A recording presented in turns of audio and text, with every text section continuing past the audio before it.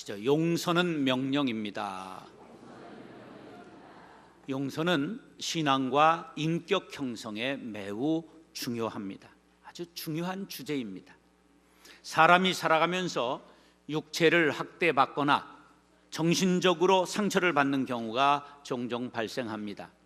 나이가 들어서는 저항도 할 수 있고 스스로 문제에 대처할 수도 있고 떨쳐버릴 수도 있겠지만, 어릴 때 상처를 받으면 스스로 처리하지 못하고 상처가 내면으로 파고 들어갑니다.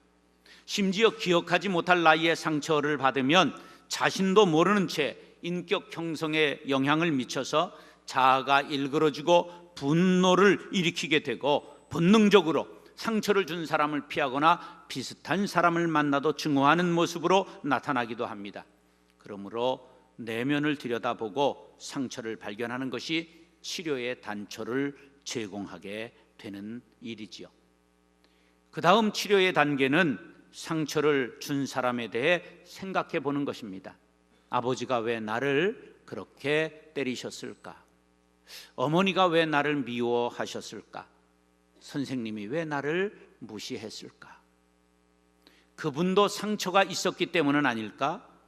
근원적인 물음을 하게 될 때 상처를 준 그 사람을 용서할 수 있게 되는 것입니다.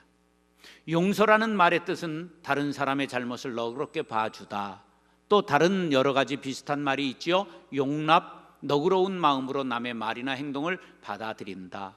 포용, 남을 아량 있고 너그럽게 감싸 받아들인다. 관용, 너그럽게 받아들이거나 용서한다. 이 말을 똘레랑스라고 말하면 정치, 종교, 도덕, 학문, 사상, 양심 등의 영역에서 의견이 다를 때 논쟁은 하되 물리적 폭력에 호소하지는 말아야 한다는 이념으로까지 발달해서 이것이 프랑스의 아주 유명한 똘레랑스라고 하는 정신으로까지 발전하게 되었습니다. 그 말을 대변하는 유명한 말이 있지요. 볼테르가 이런 말을 했어요. 나는 당신의 말에 동의하지는 않는다. 나는 당신에 반대한다는 거예요. 하지만 당신이 그런 말을 할 권리를 위해 내 목숨을 걸겠다, 이런 말했어요. 이게 한국 사람으로는 이해가 안 되는 겁니다. 우리는 나하고 반대되는 말하는 사람은 왼수가 되는 거 아니에요. 그래서 국회에 격투기 한 사람들이 주로 가지 않습니까? 교회에서도 다른 의견을 원수시하는 사람들이 많아요. 우리 교회처럼 목사에 반대하는 사람들을 모아가지고 전부 기획위원회를 만들어서 전부 이렇게 하는 교회는 대한민국에 하나밖에 없어요. 왜 그러냐 하면 우리는 이런 관용하는 세상을 만들어야 하기 때문에 그러합니다. 존 스튜어트 밀은 이런 말을 했어요. 다른 사람에게 해를 끼치는 데서 자유가 끝난다. 표현의 자유를 무제한적이고 절대적으로 허용해야 한다. 자, 그런데 용서, 포용, 용납, 관용 이런 말에 전부 비슷한 말인데 공통적으로 한자어 용자가 들어갑니다. 이게 얼굴이에요. 얼굴 용자인데, 그래서 제가 이걸 보면서 무슨 뜻을 생각했느냐 하면, 용서란 얼굴을 찡그리지 않고 어떤 경우에라도 남에게 웃고 그리고 이렇게 화평한 얼굴로 대하는 것을 용서라 한다, 그렇게 해석해 보았어요. 이해가 갑니까? 이해가 12월인데 안 가면 어떡하려고 그럽니까? 용서는 단순히 허물을 눈 감아주는 것을 의미하지 않습니다. 허물에도 불구하고 그와의 관계를 포기하지 않는 것을 뜻합니다. 사람에 따라 화를 잘 내고 조급한 성격이 있죠. 한번 손 들어보세요. 나는 그렇습니다. 조심하세요. 화를 낼 때 혈압이 상승하고 혈관벽이 손상되고 심장의 박동이 급격하게 증가해서 심장병의 제일 원인이 된다는 것을 아셔야 합니다. 그러면 화를 꾹꾹 참는 형이 있는데 그것은 어떤가? 우리 몸에 암세포를 죽이는 NK세포가 죽습니다. 그러니까 착한 사람이 암에 많이 걸릴까요? 싸나운 사람이 암에 많이 걸릴까요? 아니에요. 걸리는 사람이 걸리는 거예요. 그런데 의사들은 화를 참는 사람이 암에 걸릴 확률이 높다고 말하는 것은 바로 우리 몸의 NK세포가 참을 때 죽는다는 거예요. 아니 그럼 도무지 목사님 화를 내라는 거요, 참으라는 거요? 용서하라는 것입니다. 분이 나고 화가 치미는 것은 세월이 간다고 해결되지 않고 잊혀지지도 않고요, 가라앉지도 않아요. 속으로 깊이 파고 들어와 나를 망치게 됩니다. 그러므로 분노를 해결하는 것은 세월이 약이겠지요가 아니고 바로 용서라는 사실을 알아야 합니다. 우리가 남을 미워하고 싫어할 때 나의 시각이 좁아지고 마음이 좁아지고 옹졸해지고 콤플렉스가 많기 때문이라고 자기를 알아야 합니다. 남을 용서하지 않고 미워하고 증오할 때 힘들고 상하는 것은 상대방이 아니라 바로 나 자신입니다. 용서하지 않으면 자기 일에 집중할 수 없고 에너지를 뺏기고 암덩어리에 몸을 키우게 된다는 것 알아야 합니다. 특히 성령이 거하실 성전이 훼손되어 영적으로 성전이 될 수 없다는 것을 알아야 합니다. 사랑하는 형제 자매 여러분, 오늘 본문을 상고할 때 성령께서 우리의 마음을 터치해 주시고 그 사람을 용서하는 시간 될 수 있기를 간절히 바랍니다. 용서함으로 용서받고 인격이 변화받고 참된 예배자들이 될 수 있기를 예수님의 이름으로 축원합니다. 따라서 용서받기 원하면 용서해야 합니다. 오늘 본문에 관계돼서 학자들이 두 가지를 말해요. 용서하지 않으면 주기도문 소용없다, 그런 뜻이다. 루터 칼빈 이런 분들이 주장을 해요. 그 다음에 윌리엄스나 이상근 박사 같은 경우는 이 오늘 본문 말씀은 주기도문 중에 12절, 우리가 우리에게 죄 지은 자를 사하여 준 것 같이 우리의 죄를 사하여 주옵시고, 그 말을 보충하고 있는 내용이다, 그렇게 설명해요. 두 가지 다 똑같은 거예요. 용서해야 기도가 상달된다. 기도의 가장 중요한 게 뭐라고요? 용서라고 하는 거예요. 형제를 용서할 수 없다면 하나님께 드리는 기도가 무의미하다. 그러나 형제 용서가 구원의 절대 조건은 아니에요. 왜냐하면 우리는 하나님의 은혜로 구원받기 때문이죠. 그러나 용서해야 아주 믿음을 실천하는 것이기 때문에 용서는 중요한 것이다, 그렇게 깨우쳐주고 있는 거죠. 14절 시작.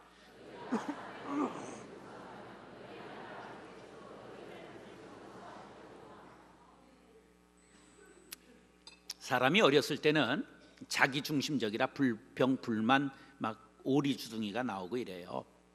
근데 성장하면, 부모가 되면 이제 부모님 심정을 그때 헤아리고 감사를 비로소 알게 되죠. 그래서 하나님의 은혜, 선생님의 은혜, 부모님의 은혜를 이제 생각하며 감사하는 사람이 됩니다. 나이가 들어서도 은혜를 깨닫지 못하면 사람은 사람이지만 어른은 아니에요. 어른은 뭐냐? 감사할 줄 알고 은혜를 아는 사람이에요. 더욱이 신앙인은 감사해야 되지요. 은혜를 알아야 되지요. 우리는 하나님의 은혜 아니면 서지 못합니다. 죄인에게는 용서가 필요합니다. 이 용서에 대한 문제를 예수님께 들고 나온 것은 베드로지요. 베드로가 이렇게 묻습니다. 예수님, 형제가 내게 죄를 지었는데 몇 번이나 용서하면 좋을까요? 이 성질 급한 사람이 예수님이 입을 열기도 전에 7번이면 되겠죠? 자기가 대답을 하는 거예요. 왜냐하면 자기가 3년 예수님을 따라다니며 자기가 생각하기도 자기가 신통방통 꼬부랑통 변했다고 생각하는 거예요. 자기가 넓어졌다고 생각하고 많이 7번이면 다 됐다고 생각한 거예요. 그랬는데 그때 예수님이 하신 말씀이 7번을 70번까지라도 용서해라. 그러니까 또 이게 머리가 잘 돌아가는 사람은 7 곱하기 70, 490번. 그래, 490번 용서하고 491번째 너 뒤진다. 그건 벼르는 거예요. 벼르는 거. 이 뜻은 끝까지 용서하라는 말씀인 줄로 믿습니다. 이 말씀을 들은 베드로가 고개를 갸웃거리면서 그럴 수 있을까? 안 된다, 이런 표정을 짓고 있을 때 예수님께서 1만 달란트 빚진 신하의 비유를 드신 거예요. 우리들은 하나님 앞에 빚을 졌는데 도저히 갚을 수 없는 빚을 졌어요. 이 죄값을 대신 치러 주신 분이 하나님이세요. 독생자 예수 그리스도를 우리에게 내어주시고 십자가에 달아 보혈의 피를 흘리게 함으로 그 피값을 우리의 죄값으로 받으신 거예요. 대신 치르신 것, 대속의 은혜라고 말하는 것이지요. 그러므로 우리는 예수 안에서 은혜를 받고 용서를 받았어요. 예수님이 우리의 몸값이 되었기 때문에 우리의 값은 우리의 값이 아니고 이젠 예수님 값이 됐고 예수님 짜리가 된 것을 믿으시면 아멘 하시기 바랍니다. 그러므로 우리는 예수 안에서 보배롭고 존귀하고 사랑스러운 존재로 바뀌게 된 것입니다. 이 사랑, 이 은혜를 받았음에도 불구하고 우리가 100만 원 빚진 자, 1000만 원 내게 빚진 자 멱살 잡고 감옥에 보내는 사람이 바로 누구라고요? 바로 나. 그래서 옛날 바로 너, 그건 너, 그렇게 노래가 나온 거예요. 바로 탕감받고 용서하지 못한 신하는 바로 나다. 용서받기 원하십니까? 용서하시기 바랍니다. 우리는 이미 용서받았습니다. 그러므로 형제를 용서해야 합니다. 신앙은 하나님과의 수직적인 관계뿐만 아니라 인간끼리의 수평적인 관계를 잘 유지해야 합니다. 우리의 기도가 막히지 않으려면 막힌 담을 허물어야 됩니다. 그래서 이런 말이 가능합니다. 기도가 막히면 기도가 막힌다. 용서하지 않으면 기도가 막히고 우리의 숨통이 조여 오게 된다는 사실을 기억하시기 바랍니다. 종교 의식 차원에 외식하지 않는 기도가 돼야 합니다. 그러려면 용서해야 되죠. 삶 속의 말씀을 그대로 적용하고 순종하는 영적 그리스도인들이 될 수 있기를 간절히 바랍니다. 예수님은 우리들에게 그 누구라도 용서하라고 명령하십니다. 왜냐하면 우리는 예수 안에서 죄의 용서 받았기 때문입니다. 하나님께서는 우리에게 우리가 감당할 수 없는 무거운 요구를 하지 않으십니다. 용서도 마찬가지입니다. 우리가 용서할 수 있기에 하라 하십니다. 또한 우리가 마땅히 용서해야 할 이유가 있기에 용서하라고 하십니다. 그것은 바로 우리가 하나님께로부터 용서받았다는 사실입니다. 엄청난 은혜입니다. 우리는 은혜 없이는 설 수 없습니다. 은혜 없이는 영원히 죽은 존재들입니다. 그래서 내가 용서한 것 같이 너희도 용서하라고 에베소서 4장 32절에 말씀하십니다. 시작.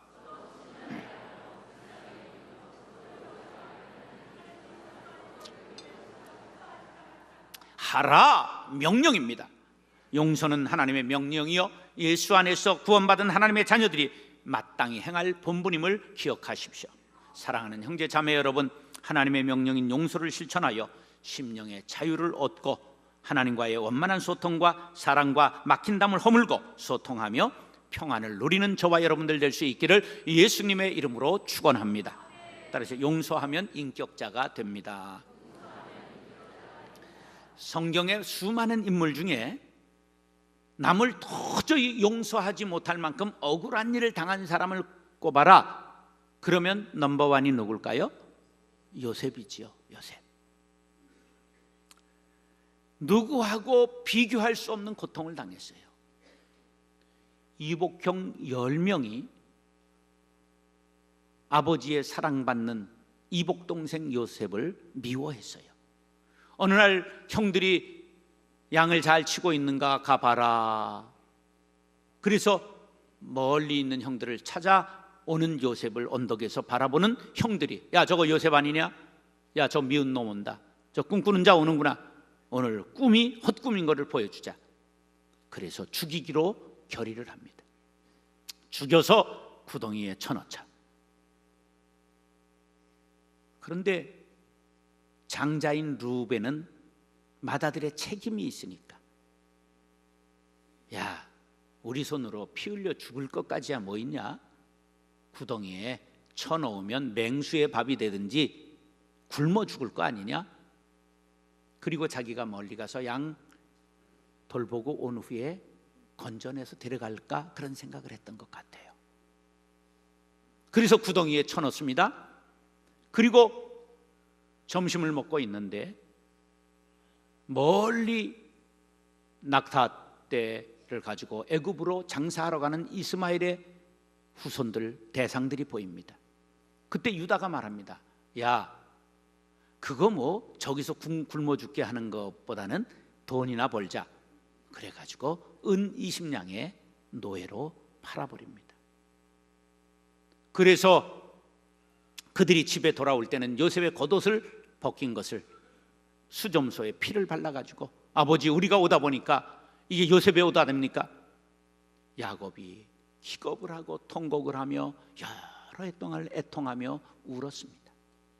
이렇게 해서 요셉은 죽은 사람으로 잊혀지고 말았지요. 그가 애굽에서 노예로 보디발 집에 팔려 총무가 되었고 보디발 아내의 무고로 감옥에 갇혔고 바로의 꿈을 해몽함으로 국무총리가 되었을 때 가나안 땅에 흉년이 들므로 요셉의 형제들이 전부 곡식을 사러 요셉 앞에 서게 되는 놀라운 반전이 일어나지요. 자, 여러분들이 요셉이고 지금 여러분 앞에 형들이 쭉 10명이 서 있습니다. 그러면 여러분 어떻게 하실랍니까? 네, 예를 드릴게요. 노예로 팔았으니 노예로 팔아버린다. 당장 목을 친다. 굴비역도 엮어서 너희들도 광야 구덩이에 한번 들어가 봐라. 그 쓸어 넣는다. 네 번째, 용서한다. 몇 번을 좋아하십니까? 네? 모르면 3번인 거예요.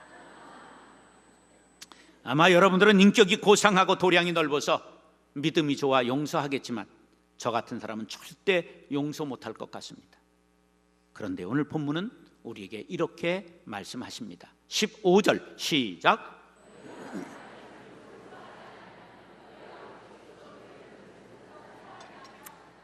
근데 잘못 그런 단어가 나오잖아요.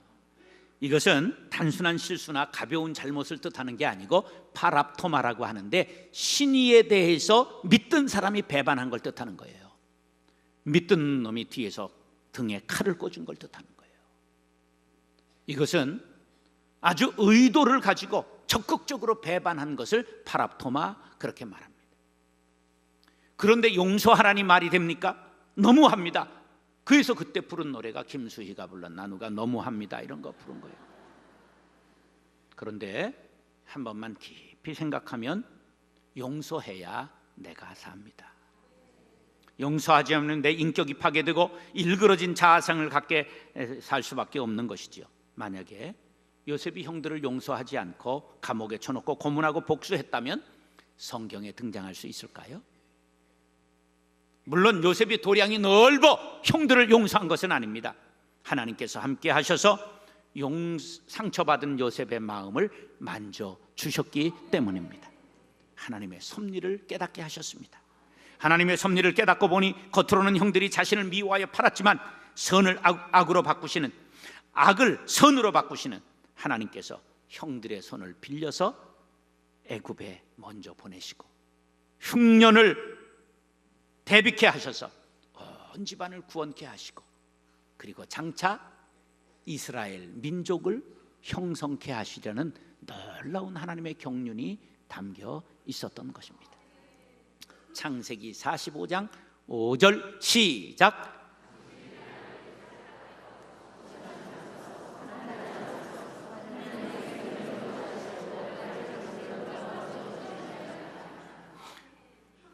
뭘 깨달았다고요? 요셉이 하나님의 섭리를 깨달았어요. 당신들이 판 게 아닙니다. 알고 보니까 하나님께서 나를 당신들의 손을 통해서 이곳에 먼저 보내신 걸 깨달았습니다. 여러분, 그분이 날 왜 때리고 그분이 왜 날 상처 줬나? 그것을 통하여 하나님의 은혜를 깨닫게 하시고 우리를 하나님께서 만져서 새 사람 만드시려고 섭리가 있었다는 걸 믿으시기 바랍니다. 따라하시죠. 용서해야 진정한 예배자가 됩니다. 우리는 지금 예배자로 하나님 앞에 서 있습니다. 그런데 아벨의 제사처럼 하나님께서 기뻐 받으시는 예배가 있는 반면에 가인의 제사처럼 하나님께서 받지 않으시는 예배도 있습니다. 어떨 경우 받지 않는가요?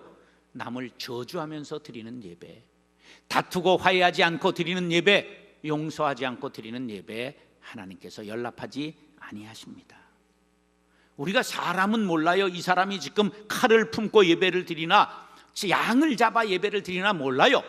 그러나 하나님은 영이시기에 신령과 진정으로 드리는 예배인가를 아십니다. 하나님의 뜻을 어기고 드리는 예배 헛제사가 됩니다.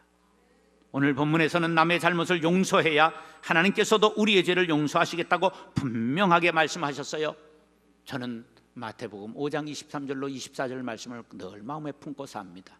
시작. 그러므로 예물을 제단에 드리려다가 거기서 내 형제에게 원망 들을 만한 일이 있는 것이 생각나거든 예물을 제단 앞에 두고 먼저 가서 형제와 화목하고 그 후에 와서 예물을 드리라. 아멘. 저도 성격이 구단인 사람이기 때문에 뭐 싸우기도 하고 그런 일이 많이 있었죠. 그러나 이 말씀 때문에 오늘 싸우고 내일 다시 가서 인사하고 그리고 예배 드렸어요. 왜? 그렇지 않으면 예배가 아니라고 예수님이 말씀하셨기 때문에. 그러면 삽니다. 내가 살아요. 형제와 다투고 반목한 상태에서 원한을 품은 채 드리는 예배, 즉 용서가 없이 드리는 예배는 예물이 아무리 좋고 헌금을 아무리 많이 드리고 의식이 아무리 화려해도 받지 않으신다는 사실입니다. 형제와 화목해야 하나님과도 화목할 수 있습니다. 얼마 전 링컨의 게티즈버그 연설 150주년을 맞이해서 세계 곳곳에서 행사가 열렸습니다. 링컨은 정치를 세상 기준으로 하지 않고 성경 말씀을 기준으로 해서 정치했던 사람입니다. 그는 영적 예배자였습니다. 그의 가장 못된 정적이 있었는데 스티븐슨이라고 하는 사람이었습니다. 대통령 후보 경선을 할 때 스티븐슨이 연단에 올라 이렇게 연설합니다. 여러분, 원숭이를 보고 싶으십니까? 멀리 동물원까지 갈 것 없습니다. 바로 여기 있습니다. 그리고 링컨을 가리켰습니다. 링컨은 키가 2m 3, 생긴 것은 역대 미국 대통령 중에 가장 추남입니다. 그래서 별명이 원숭이입니다. 몽키. 바로 여기 원숭이가 있으니 여기 와서 구경하라고 조롱을 했습니다. 그런 원수 같은 정적인데 대통령에 당선되고 나고 장관을 이제 조각을 하는데 비서진에게 발표하라고 넘겨주는 명단에 스티븐슨이 국무장관에 임명이 돼요. 벌컥 보좌진들이 일어나서 각하 안 됩니다. 어떻게 이런 놈을 국무장관에 앉히십니까? 그때에 링컨이 유명한 말을 했어요. 나는 그가 한 말에 주목하지 않고 그의 능력에 주목하고 있노라. 그 한마디로 반발을 물리치고 그가 나중에 저격받아 죽었을 때 가장 애통하며 울었던 사람이 스티븐슨이라고 역사는 전하고 있습니다. 링컨의 포용력, 소통의 리더십이 이 나라 정치에 절실히 요구되고 있습니다.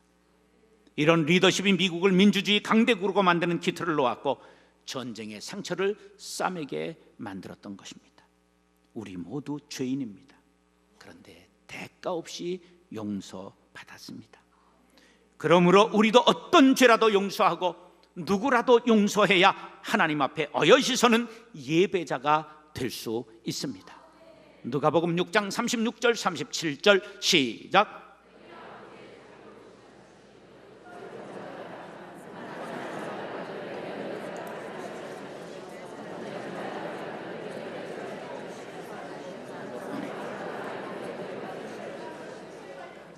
사랑하는 형제 자매 여러분, 용서는 하나님의 명령입니다.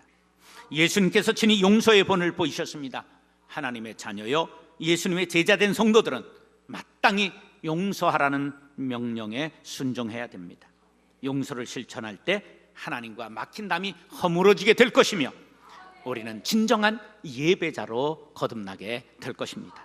형제를 용서하고 신령한 예배자로 거듭날 수 있게 되기를 예수님의 이름으로 축원합니다.